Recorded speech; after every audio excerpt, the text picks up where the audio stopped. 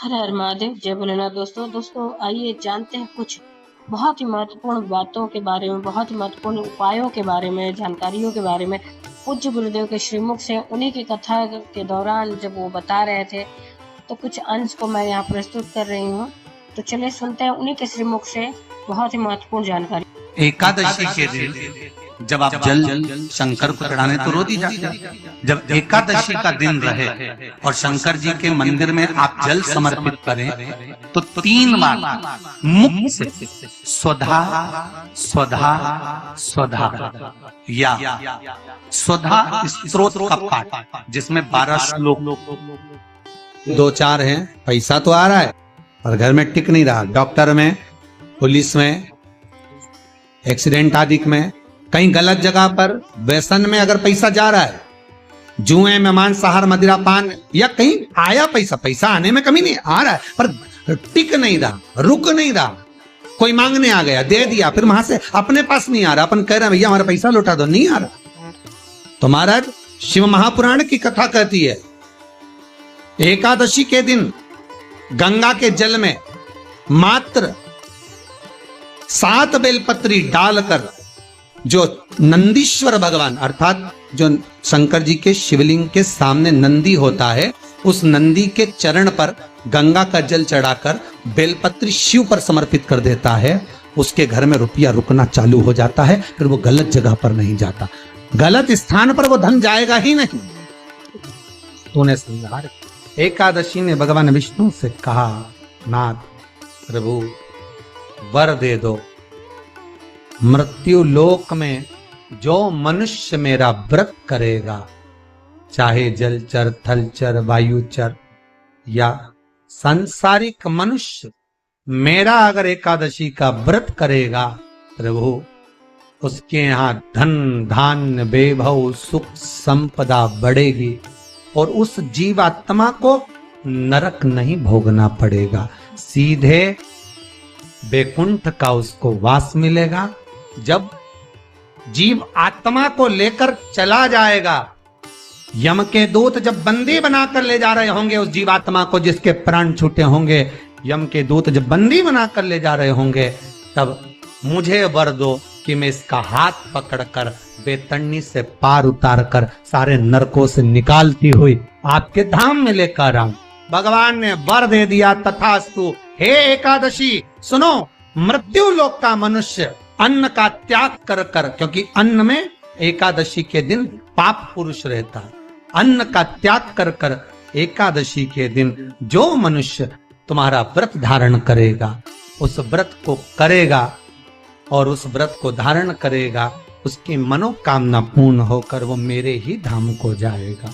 ये तो हुआ एकादशी के जन्म की कथा। संपदा के लिए जिसका व्यापार नहीं चलता, जिसके घर में पैसा नहीं आता, या नौकरी नहीं लग रही, या सर्विस नहीं लग रही, आप कर रहे हो, जगह जगह जाकर भी दे रहे हो, पैसा नहीं आता, उसको प्रयास किया जाता, पर उसके यहाँ पर जो धन के करते हैं उसके लिए पति के लिए करते हैं। मतलब जैसे गंगा के जल में तुलसी 11 पत्ते डाले जाते हैं और उसको किसी नारायण के मंदिर में, राम कृष्ण शिव शंकर नहीं, राम कृष्ण भगवान विष्णु आदि जितने नारायण के मंदिर है, उस मंदिर में किसी पात्र में, एक छोटे से पात्र में उसको रखिए महाराज, उससे जॉब सर्विस नौकरी में सफलता प्राप्त हो। वो भी एकादशी को ही होता है।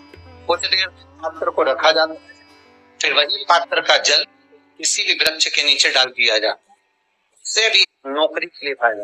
दशमी, एकादशी और द्वादशी, इन तिथियों पर एक रोटी में थोड़ा सा मीठा रखकर सोमक का नाम लेकर यदि गाय को खिला दिया जाता है, तो अगर कोई पूर्वज प्रेत योनि में भी पड़ा हुआ होता है, अटक रहा होता है, जिसको पिंड नहीं मिला, जो अचानक मर गया होता है, अधोगति में चले गया होता है, उस जीव की मुक्ति दशमी, एकादशी और द्वादशी, ये 3 दिन सोमक का नाम लेकर रोटी में, पूरी में मीठा रस कर गाय को खिला दिया जाता है। ये 3 दिन तो वो कभी भटकते नहीं है, उनको मुक्ति प्राप्त हो जाती है, मोक्ष में।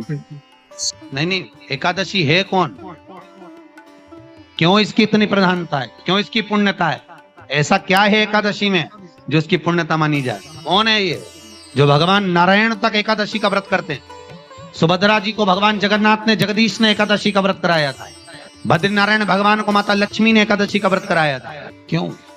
चंद्रायण क्या नाम था? अब 10 उसके गुण इतने प्रबल थे, वो 10 गुण उसके बड़े प्रबल थे कि वो एका जिसको निहारती थी उसको संपदावान बना देती थी,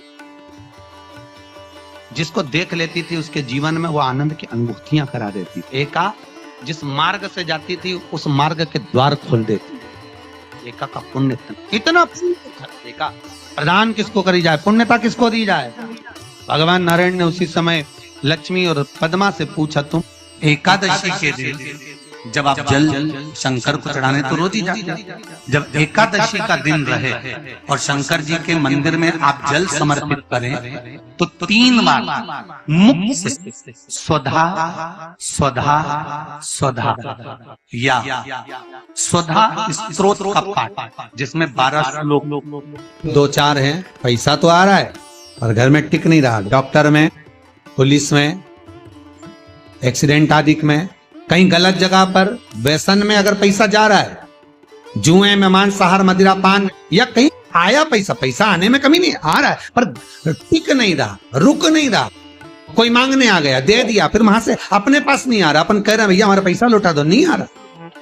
तो महाराज शिव महापुराण की कथा कहती है एकादशी के दिन गंगा के जल में मात्र 7 बेलपत्री डालकर जो नंदीश्वर भगवान अर्थात जो शंकर जी के शिवलिंग के सामने नंदी होता है, उस नंदी के चरण पर गंगा का जल चढ़ाकर बेलपत्री शिव पर समर्पित कर देता है, उसके घर में रुपया रुकना चालू हो जाता है, फिर वो गलत जगह पर नहीं जाता, गलत स्थान पर वो धन जाएगा ही नहीं। तो उम्मीद करते हैं जानकारी आपको अच्छी और उपयोगी लगी होगी। अगर अच्छी और उपयोगी लगी तो एक लाइक छोटा सा अवश्य करिए। आप पहली बार मेरे चैनल पर आए तो मेरे चैनल को सब्सक्राइब करिए, बेल नोटिफिकेशन अवश्य दबाइए जिससे आने वाली वीडियो आपको समय से प्राप्त हो सके। दोस्तों कोई भी प्रश्न या सुझाव कमेंट बॉक्स में लिख सकते हैं।